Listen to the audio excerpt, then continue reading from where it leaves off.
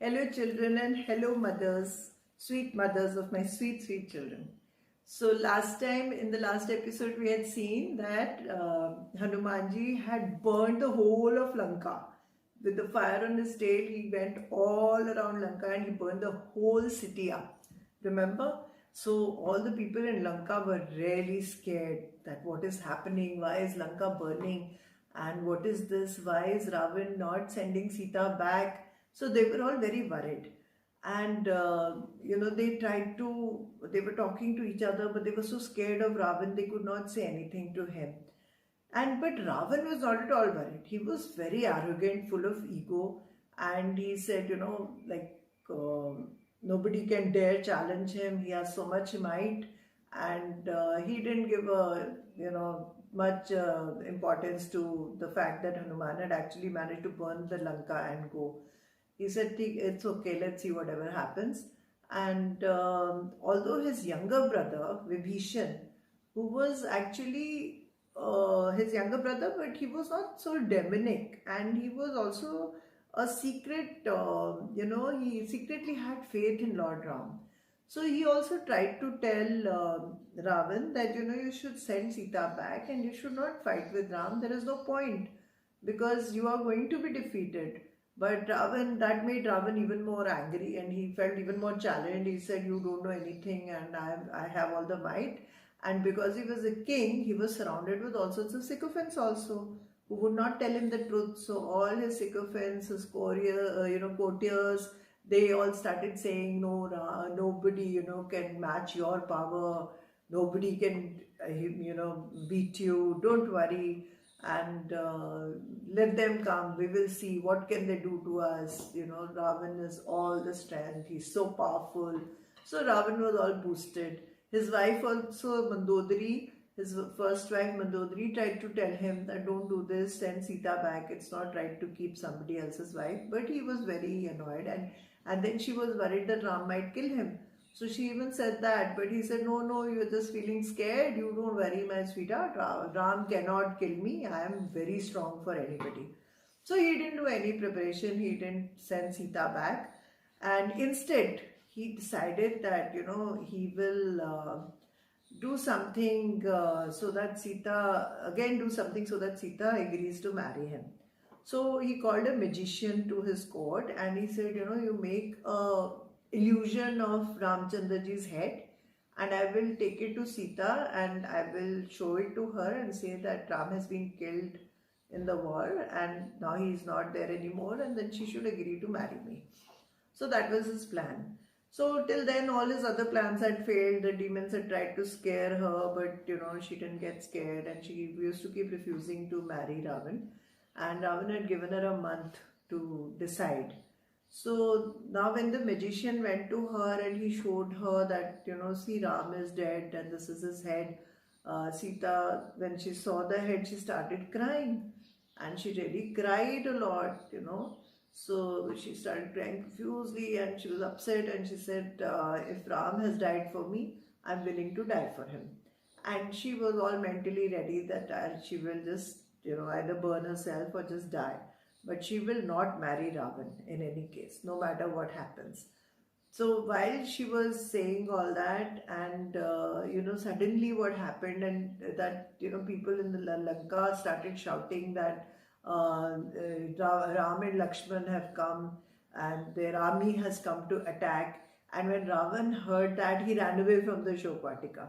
And when he ran away, what happened was that head just vanished into thin air.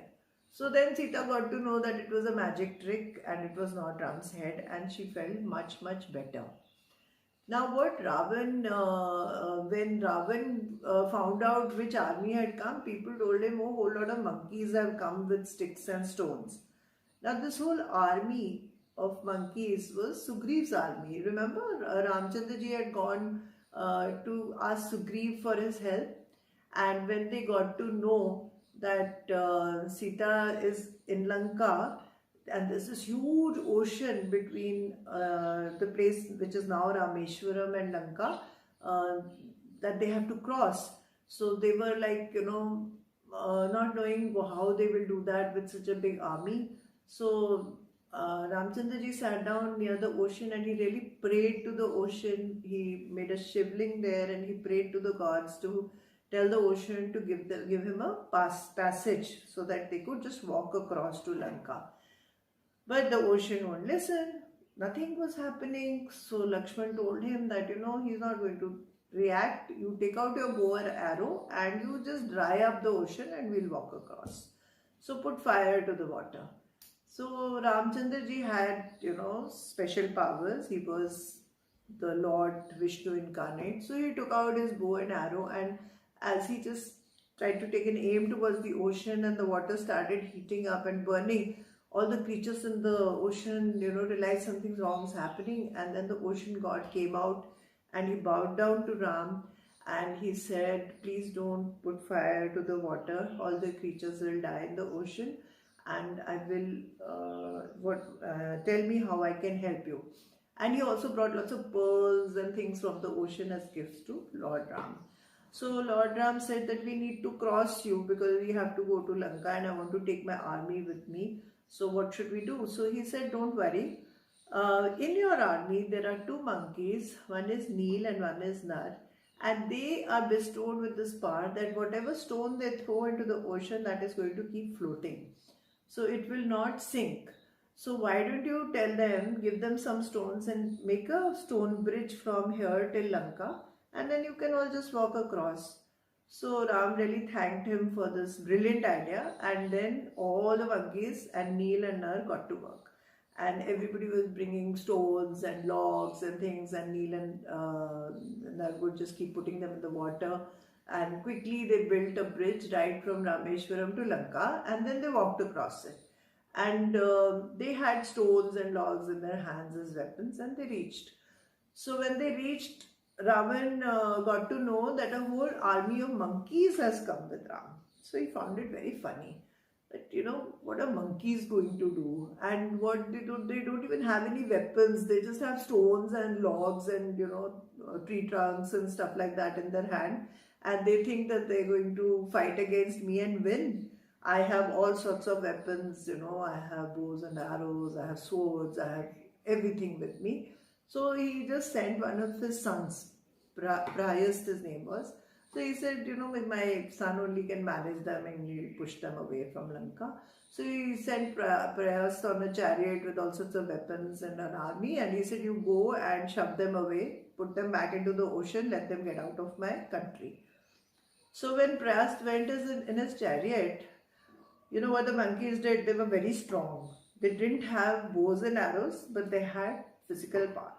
So they just picked up the whole mountain Trikut on which the chariot was. The palace was on a mountain. Remember I told you Mount Trikut in Lanka. So they picked up the mountain and they started shaking the whole mountain, and the chariot started shaking. And Prayast, he just fell off the chariot, and then they just threw stones at him, and he just died over there because of all that commotion. And the news went to Ravan that Prayast has died. And he was shocked. He said, my God, how could these monkeys overpower my strong son with all his weapons and all the military with him? So now he didn't know what to do. So he got an idea. He said, let me wake up Kumbhakaran. So Kumbhakaran was another brother of Ravan's who was really strong. He used to sleep for 6 months. That's why he was called Kumbhakaran. He would just sleep for 6 months and then eat for the next 6 months and then sleep for 6 months. So he was sleeping. So Ravan went and woke him up. Kumbhakaran, get up. Prayast has been killed.